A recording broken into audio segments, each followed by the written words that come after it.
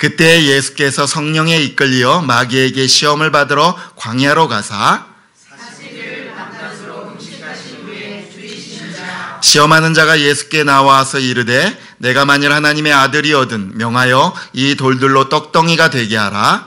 예수께서 대답하여 이르시되 기록되었으되 떡으로만 살 것이 아니요 하나님의 입에서부터 나오는 모든 말씀으로 살 것이라 하였느니라 하시니, 이에 마귀가 예수를 거룩한 성으로 데려다가 성전 꼭대기에 세우고 이르되 내가 만일 하나님의 아들이거든 뛰어내리라 기록하였을 때 그가 너를 위하여 그 사자들을 명하였으니 그들이 손으로 너를 받들어 발이 돌에 부딪히지 않게 하리로다 하였느니라.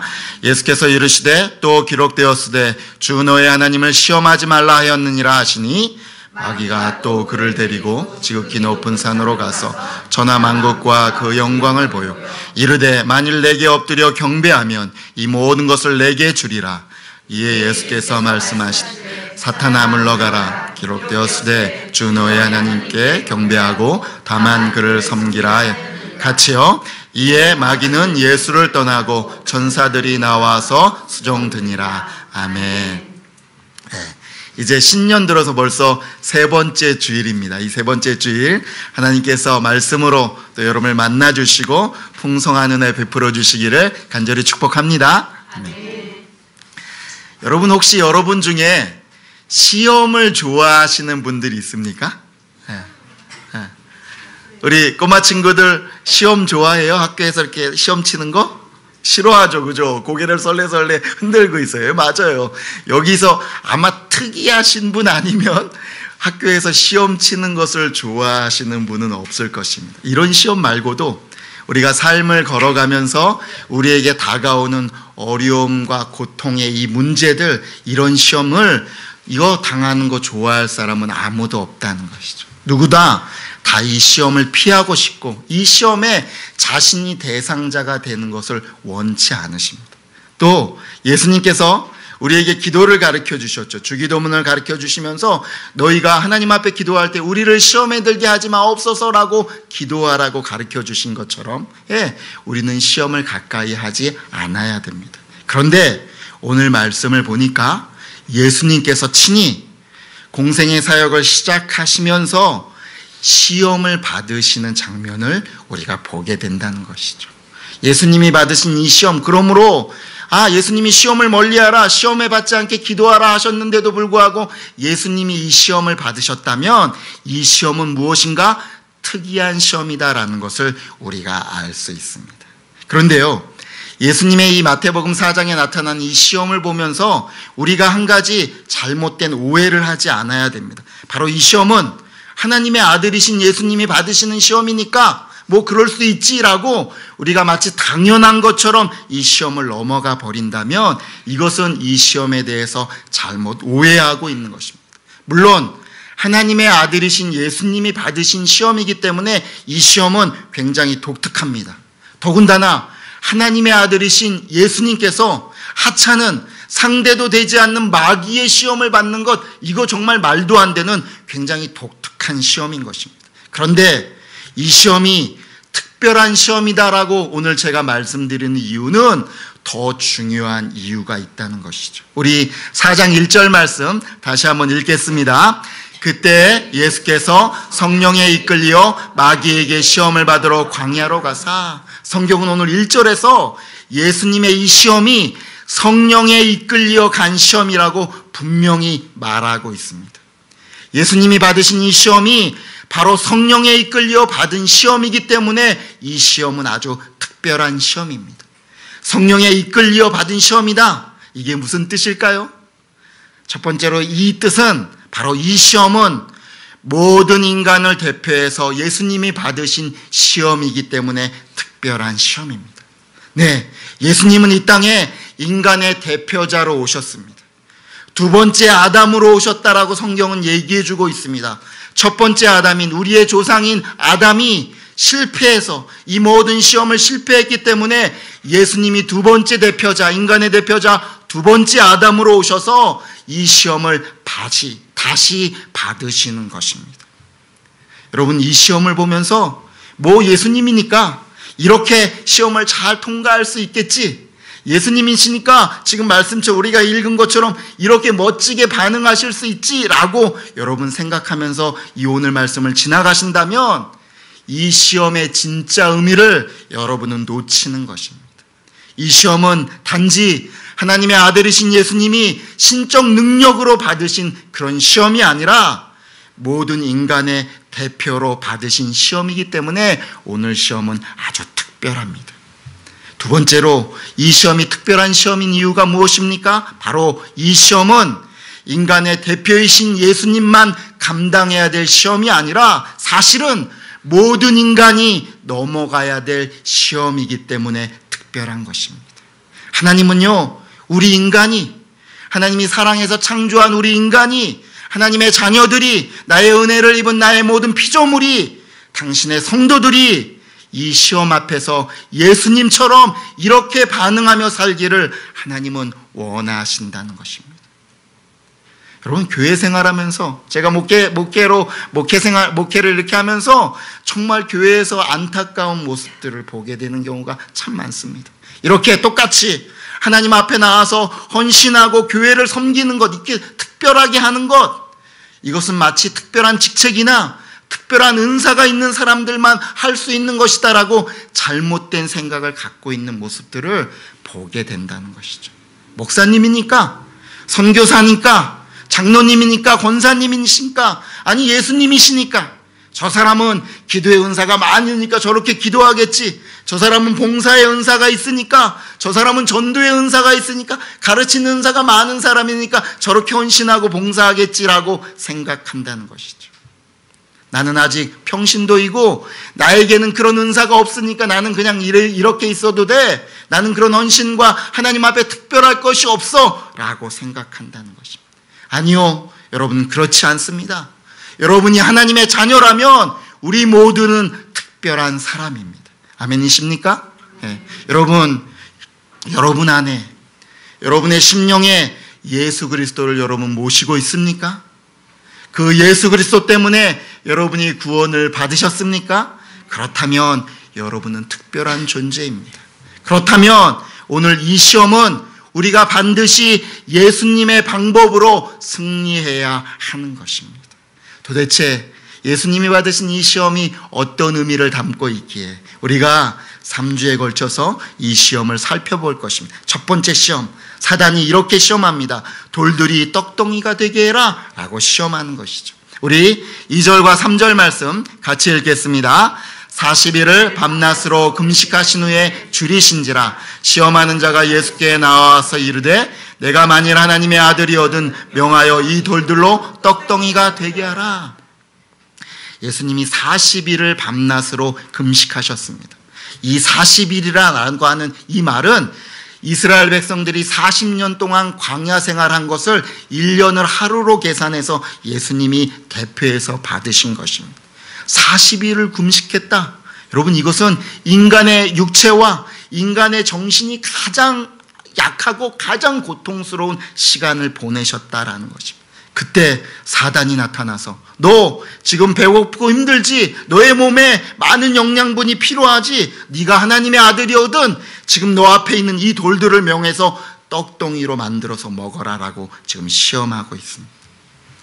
저는요, 학생 때 이 말씀을 처음 접했을 때요, 사실 제 마음에 이런 생각이 들었습니다.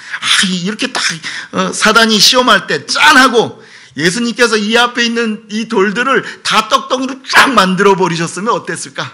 사단이 은매 기주고 그러고 도망가지 않았을까? 그리고 예수님의 모든 돌들을 떡덩이로 만들었다라는 소문이 퍼지면 모두 예수님을 추앙하면서 달려오지 않았을까? 예수님 좀 이렇게 하시지? 라는 생각을 했었습니다. 그런데 예수님은 저의 그 기대와는 달리 전혀 제가 보기에는 멋지지도 않고 제 마음에 수긍도 되지 않는 이상한 말씀을 하신다는 거죠. 우리 4절 말씀 같이 한번 읽어볼까요? 예수께서 대답하여 이르시되 기록되었으되 사람이 떡으로만 살 것이 아니요 하나님의 입으로부터 나오는 모든 말씀으로 살 것이라 하였느니라 하시니. 여러분, 이 책을 한번 읽어보신지 모르겠어요. 러시아 소설가인 톨스토이가 쓴 사람은 무엇으로 사는가라는 단편 소설이 있습니다. 사람은 무엇으로 사는가. 지금 시간 때문에 여러분에게 다 줄거리를 얘기해 줄 수 없지만 이런 내용이 간략하게 이런 내용입니다. 천사 미카엘이 하나님의 명령을 어겨서요, 이 땅에 이제 벌을 받아서 추방이 됩니다. 그러면서 그 벌이 뭐냐면 세 가지 질문에 대한 답을 찾아오너라 라는 것입니다. 첫 번째가 뭐냐면 사람의 마음 속에는 무엇이 있는가. 두 번째는 뭐냐면 사람에게 주어지지 않는 것은 무엇인가. 그리고 세 번째는 오늘 우리 제목과 똑같은 사람은 무엇으로 사는가라는 이 세 가지 질문의 답을 찾아오너라 라고 해서 이 미카엘이 어떤 구두 수선장이의 집에 들어가서 수선을 도와주면서 이 세 가지의 질문의 답을 찾아가는 그런, 그리고 다시 하늘로 올라가는 그런 이야기를 담고 있는 소설입니다. 여러분 굉장히 재밌어요. 특별히 되게 짧아요. 그리고 재밌고 짧습니다. 여러분 꼭 한번 읽어보십시오. 정말 인생에서 여러분이 다시 한번 생각할 수 있는 아주 중요한 질문들을 던지고 있다는 것이죠. 여러분, 사람은 무엇으로 사는가? 여러분, 사람은 무엇으로 살까요? 이 질문을 찾아보려고 많은 사람들이 질문을 던졌습니다. 현인이라면, 철학자라면, 아니 인생에 대해서 조금이라도 고민을 한 사람이라면 이 질문을 누구나 던졌다는 것이죠. 예수님의 이 첫 번째 시험은 바로 이 질문을 하고 있는 것입니다. 사람은 무엇으로 사는가? 사람은 무엇으로 사는가? 이 질문 앞에 사단이 강력하고 주저없이 말하고 있습니다. 떡이 있어야 산다. 돈과 집과 부와 명예가 있어야 살지, 나 혼자 고상하게 산다고, 인간답게 산다고 말도 안 되게 허세 부리고 떨다가 후회한 사람 많이 봤다. 사람은 떡이 있어야 살아. 사람은 돈이 있어야 살아. 너 지금 배고프잖아. 배고픈데 무엇이 중요해? 다른 것이 뭐가 있어? 떡이 중요하지. 바로 사탄이 말하는 것입니다. 하나님을 떠난 인류가 부르짖는 구호입니다. 지금 우리가 사는 이 세상이 여러 가지 다른 방식으로 말하고 있지만, 골명히 숨기고 있지만 말하고 있는 결론 바로 이것입니다. 사람은 떡으로 살아가는 것이다. 이것이 우리에게 쏟아져 내리는, 우리가 삶을 살아갈 때 쏟아져 오는 세상의 구호들입니다. 그러나 진리이시고 하나님의 아들이시고 인간의 대표로 이 시험을 받는 예수님이 단호하게 말씀하십니다. 사람은 떡으로만 사는 것이 아니요, 하나님의 입에서 나오는 말씀으로 사는 것이다. 왜요? 바로 하나님의 이 말씀이 우리의 생명이기 때문입니다. 하나님의 말씀을 먹여야 인간이 진짜 인간답게 살 수 있기 때문입니다. 여러분 상상을 한번 해보세요. 여러분이 지금 여기처럼 저렇게 멋진 열기구를 타고 쫙, 터키에 가면 저런 걸 좀 한다 그러더라고요. 그죠? 우리 중에 타본 분도 있을 겁니다. 쫙 열기구를 타고 하늘을 쫙 떠오릅니다. 저 광활한 구름과 멋진 푸른 하늘을 떠올랐습니다. 그래서 거기 위에서 막 맛있는 것도 먹고, 터키에 가면 샴페인도 짠 한 잔 할 수 있게 해준다 그러더라고요. 그죠? 그래서 짠하고 맛있는 것도 실어놓고 멀리 여행을 간다. 나는 고소공포증이 있어서 저런 거 안 타는데요 하는 분이 있어서 제가 그럼 배로 한번 바꿔보겠습니다. 여러분 멋진 배를 타고 드넓은 멋진 바다를 지금 여러분이 항해한다고 한번 생각해 보십시오. 그런데 이 열기구에 갑자기 이상이 생겼습니다. 갑자기 이 열기구가 자꾸 땅으로 자꾸 추락합니다. 여러분 그럴 때 거기에 타고 있는 여러분이 제일 먼저 해야 될 것이 무엇일까요? 여러분이 탄 그 멋진 배가 풍랑과 파도를 만나서 난파되기 일보 직전에 배가 막 흔들리고 막 좌우로 흔들릴 때 그곳에 탄 사람들이 제일 먼저 해야 될 게 무엇일까요? 바로 그 안에 있는 짐들을 버리는 것입니다. 그 안에 있는 짐들을 버려야 기구가 가벼워지고 배가 가벼워지기 때문에 위험을 모면할 수 있기 때문입니다. 내가 그렇게 먹었던 맛있는 음식을 버리는 것입니다. 내가 아끼던 그 가구를 버리는 것입니다. 나를 질켜줄 것처럼 생각했던 그 총도 버리고, 내가 그렇게 아끼던 책도 버리고, 심지어 내가 가지고 있는 돈과 그런 것들을 버리는 것입니다. 왜 그렇습니까? 바로 그 어떤 것도 나의 생명보다 중요하지 않기 때문입니다. 그런데 여러분, 이 생명이 어디 있다고 얘기해 줍니까? 세상은, 사탄은 바로 이 떡에 내 생명이 있다고 말하고 있습니다. 그러나 여러분 아셔야 됩니다. 이것은 거짓입니다. 이것은 속임입니다. 진리이신 예수님께서 여러분에게 말씀하시는, 우리의 인간의 대표이신 예수님께서 여러분에게 외치시는 이 말씀을 들으셔야 됩니다. 하나님의 입에서 나오는 말씀이 너희들의 참 생명이다. 여러분, 교회 생활하면서 여러분 경험하지 않습니까? 똑같이 예배 드리는데 어떤 사람은 이 예배 가운데 하나님의 놀라우신 은혜를 충만히 받고 하나님의 영적 풍성함을 충만히 받고 돌아가고, 어떤 사람은 마치 출석표 찍듯이 그냥 왔다가 돌아가는 그런 이 갈림이 어디서 오는 것일까요? 똑같이 하나님의 말씀을 읽고 똑같이 훈련받는다고 하는데 어떤 사람은 하나님의 말씀을 가까이 하면서 그렇게 영적으로 풍성함이 쭉쭉 영적 성장이 일어나는데 어떤 사람은 쳇바퀴 돌듯이 그냥 제자리 걸음을 하는 이 갈림이, 이 다름이 왜 일어나는 것일까요? 여러분도 한번 여러분 스스로를 잘 생각해 보십시오. 나는 말씀을 무엇으로 생각하고 있는가? 나는 이 말씀이 오늘 내 머리를 조금 시원하게 해주고 내 머리에 그냥 수긍을 주는 그냥 교훈으로 생각하고 있는가? 아니면 이 말씀을 나는 생명으로 생각하고 있는가? 사람은 무엇으로 사는가? 떡으로만 사는 것이 아니요, 하나님의 말씀으로 살아야 진짜 생명을 소유하는 것입니다. 여러분, 오해하지는 마십시오. 예수님께서 떡이 필요 없다고 말씀하시는 것이 아닙니다.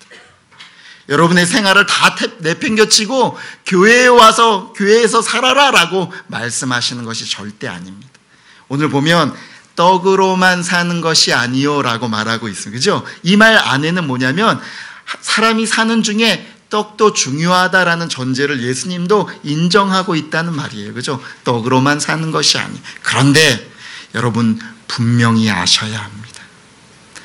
떡으로만 살게 되면 그 사람은 죽게 됩니다. 떡으로만 살게 되면 그 사람은 불행합니다. 떡으로만 살게 되면 그 사람은 진짜 자기의 가치를 잃어버리는 것입니다. 떡으로만 살게 되면 그 사람은 악마의 놀이개가 되는 것입니다. 참 특이한 게 있어요. 이렇게 돈의 노예로 또 여러 가지 떡의 노예로 살아가는 사람을 보면요, 주위의 사람들은 다 알아요. 이 사람이 아이고 저 돈에 전전긍긍하면서 사는 거에 전전긍긍하면서 그거에 노예처럼 끌려다니고 살고 있고, 주위 사람은 다 아는데 신기한 것은 정작 자신은 모른다는 거예요. 예, 맞습니다. 사탄의 노예로, 떡의 노예로, 돈의 노예로 살아가기 때문에 눈이 가리워져서 자신의 형편, 자신의 모습을 볼 수 없는 것이죠. 사랑하는 우리 부르신 가족 여러분, 여러분에게 하나님의 말씀은 무엇입니까? 단지 내 머리를 즐겁게 해주는 교훈입니까? 아니면 내가 다른 어떤 것을 다 버리고서라도 꼭 찾아야 되는, 오늘 내가 반드시 얻어야 되는 생명입니까? 호세아 선지자는 호세아서에서 이스라엘의 이 처참하고 이 암담한 현실을, 그 이유가 무엇인지를 이렇게 고발하고 있습니다. 우리 호세아 8장 1절에서 4절 말씀 같이 읽겠습니다. 나팔을 내 입에 댈지어다. 원수가 독수리처럼 여호와의 집에 덮치리니 이는 그들이 내 언약을 어기며 내 율법을 범함이로다. 그들이 장차 내게 부르짖기를 나의 하나님이여 우리 이스라엘이 주를 아나이다 하리라. 이스라엘이 이미 선을 버렸으니 원수가 그를 따를 것이라. 그들이 왕들을 세웠으나 내게서 난 것이 아니며 그들이 지도자를 세웠으나 내가 모르는 바이며 그들이 또 금으로 자기를 위하여 우상을 만들었나니 결국은 파괴되고 말리라. 호세아서 8장을 한마디로 얘기하면 이것입니다. 무엇을 지키려 하는가? 너희가 무엇으로 지키려 하는가? 라는 것을 얘기하고 있습니다. 아무리 너희가 훌륭한 지도자를 세우고, 아무리 튼튼하고 훌륭한 왕궁과 견고한 성읍을 세울지라도 너희들이 여호와의 하나님의 말씀을 하찮게 여기고 하나님의 언약을 저버리면 너희에게 돌아오는 것은 결국은 패망과 심판뿐이다 라고 호세아서는 적나라하게 이스라엘의 모습을, 현실을 얘기해 주고 있는 것입니다. 그러나 여러분 아십시오. 하나님의 말씀을 생명으로 여기는 사람은 이와 정다릅니다. 하나님께서는 그냥 우리에게 이 한 권의 책을 던져주고 너희들이 알아서 살아라라고 말씀하시는 것이 아닙니다. 이 말씀은 하나님의 능력이 있습니다. 이 말씀에는 하나님의 생명이 있습니다. 하나님은 이 생명의 말씀으로 오늘도 우리를 살리십니다. 아멘이십니까? 이 생명의 말씀을 진지하게 듣고 이 말씀을 따르려는 사람에게 성령님이 그 마음에 빛을 비춰주시고 이 말씀을 깨닫게 해주시고 이 세상을 살아갈 지혜와 능력을 주시는 것입니다.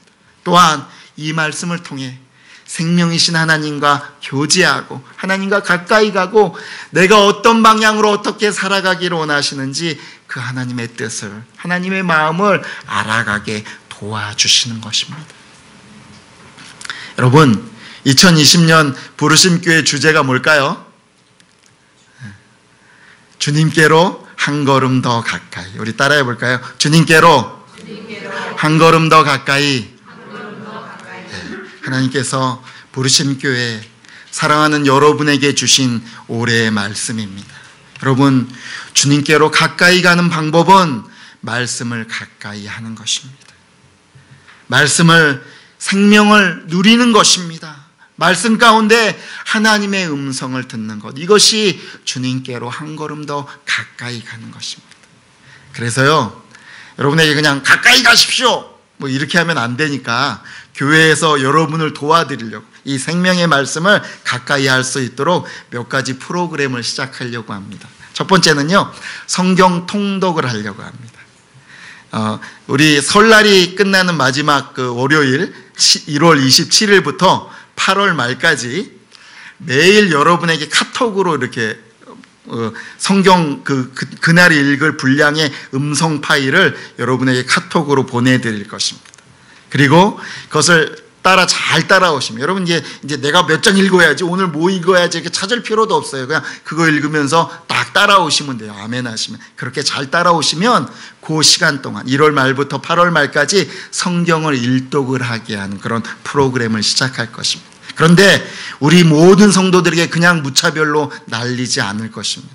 정말 사모하면서 신청하는 분에게만 여러분 방을 만들어서 그분들에게 나눠드릴 것입니다. 여러분, 사모하면서 하나님의 말씀을 가까이 하는 여러분 되시기를 축복합니다. 또 하나는요, 나는 성경을 참 모르겠어, 성경이 전체가 어떤 건지 잘 모르겠어 하는 분들이 있을 거예요. 성경의 전체 흐름과 나는 성경의 기초를 좀 알고 싶어 하는 분들이 많을 거예요. 그분들을 위해서 성경이 읽어지네 라는 성경 기초반을 준비하고 있습니다. 그래서 나는 성경이 기초가 알고 싶다, 나는 성경이 어떤 흐름으로 흐르고 있는 건지 좀 알고 싶다, 나는 교회 오래 다녔는데도 성경이 도대체 뭘 얘기하는지 제대로 모르겠다 라고 하시는 분들은 이 훈련을 사모하면서 준비하고 기도하시는 여러분이 되기를 바랍니다. 여러분, 하나님의 말씀을 가까이 하고 사모하면서 하나님이 주신 놀라운 은혜를 경험하는 여러분 모두가 되시기를 주의 이름으로 축복합니다. 예수님께서요, 어느 날 성전에 들어가셔서 사람들이 이렇게 하나님 앞에 헌금하는 모습을 우연히 보게 되셨어요. 그런데 한 부자가 옷도 막 잘 입고 아주 휘황찬란하게 입고 주머니를 가져왔는데 그 안에 금화가 그냥 가득히 들어있는 그 주머니를 가져와서 사람들에게 다 들리게, 쩌렁쩌렁쩌렁 소리가 다 들리게 헌금궤에다가 그거를 붓는 거예요. 그러니까 옆에 있는 사람들이 우와, 저 부자 대단하다, 저 사람 진짜 믿음 좋다, 와, 저렇게 하나님 앞에 많은 돈을 드리다니, 이렇게 칭찬을 받았습니다. 그런데 조금 후에 아주 허름한 옷을 입은 과부 한 사람이, 그때 당시에 과부는 가장 가난하고 어려운 사람의 대표자이죠. 이 과부가 하나님 앞에 나와서 그 언약 헌금한 앞에서 잠시 눈을 감고 기도하더니 자신이 가지고 있던 2렙돈, 그리고 지금 보면 아마 진짜 얼마 안 되는 돈이, 가장 작은 돈을 두뇌돈을 거기다 넣는 것을 예수님이 지켜보셨습니다. 그러더니 예수님께서 자기 옆에 있는 제자들에게 말씀하십니다. 이 과부가 오늘 누구보다도 하나님 앞에 많은 것을 드렸느니라. 저 사람은 자기의 전 재산을 하나님 앞에 드렸기 때문이다 라고 말씀하십니다. 또요, 예수님께서 제자들과 식사를 하는 그런 식탁에 이렇게 앉아 계십니다. 그런데 한 여인이 예수님 뒤에 살짝 다가옵니다. 그리고는 자기의 전 재산과 같은 너무너무 값진 향유 옥합을 깨뜨려서 예수님의 머리에 바르고 또 예수님의 다리에 바르고 자기의 머리털로 그 예수님의 발을 닦기 시작합니다. 눈물을 흘리면서 그 예수님의 발을 닦기 시작합니다. 옆에 있던 제자들이 그 여인에게 핀잔을 줍니다. 이 아까운 것을, 이 귀한 것을 팔아서 가난한 사람들에게 나눠줬으면 더 하나님께 칭찬을 받았을 텐데 지금 허비하고 있구나라고 핀잔을 줍니다. 그러나 예수님은 이 여인의 마음을 아셨습니다. 이 여인은 마리아였습니다. 사람들이 더러운 여자다라고 손가락질했는데 너의 죄가 사하였다라고 나의 죄를 용서해 주신 그 예수님을 이 여인은 알고 있었기에 예수님 앞에 그렇게 헌신하였던 것이죠. 저는요, 이 말씀들을 보면서 이런 생각이 들었습니다. 누가 진짜 부유한 사람인가? 누가 진짜 부유한 사람인가? 오히려 큰 돈을 가지고 있고 높은 지위를 가지고 있고 힘을 가지고 있고 그렇게 성경을 많이 안다고 하는 그 사람들이 영적으로는 진짜 가난한 사람이다라는 것을 보게 된다는 것이죠. 이 과부와 이 마리아는 정말 사람들에게 손가락질 받고 천대받았지만 진짜 영적 부유함을 가진 사람이 아닌가, 그것을 보게 된다는 것이죠. 어떻게 이 과부와 이 마리아는 이렇게 놀라운 영적인 부유함을 소유할 수 있을까? 바로 자신이 믿는 하나님을, 하나님의 말씀을, 오늘 내 앞에 있는 예수님을 나의 생명으로 절실히 알았기 때문입니다. 제가 교회에 나와 우리 성도들을 위해서 기도합니다. 근데 어느 날은 기도하면서 제 마음이 너무 안타깝고 제 마음이 너무 아팠습니다. 왜냐하면 우리 성도들이 살아가는 이 세상이 얼마나 힘들고 얼마나 곤란한지를 하나님이 제 마음에 보여주셨기 때문입니다. 사실은요, 목사는요 나은 거예요, 그죠? 하나님이 아마 제가 세상에서는 견디지 못할 것 같으니까 목사 시켜주시는지도 모르겠어요. 근데 하나님이 여러분들이 이 험한 세상에서 하나님의 사람으로, 하나님의 백성으로 살아가려고 얼마나 치열하게 거기서 싸우고 있고 얼마나 어려움을 겪는지 그 마음을 저에게 부어주셔. 그래서 제가 정말 하나님 앞에 안타깝게 정말 간절하게 기도했습니다. 하나님, 우리 부르신 가족들에게, 하나님 당신의 성도들에게 영적 부유함을 허락하여 주시옵소서. 하나님, 우리 성도들이 세상에 나가서 지치지 않고 쓰러지지 않도록 하나님의 놀라운 영적 부유함으로 채워주시옵소서.